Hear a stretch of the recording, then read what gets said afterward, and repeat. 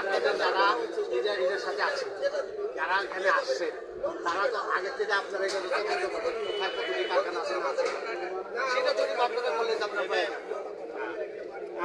আমাদের জরিপ আর আপনাদের কোনো জরিপ আছে কি? আমি তো আর এর সাথে জড়িত না, ও আপনি আমি এর সাথে জড়িত না, আমি ওইখানে একটা ছোটখাটো একটা সেক্রেটারি মিস্ত্রি।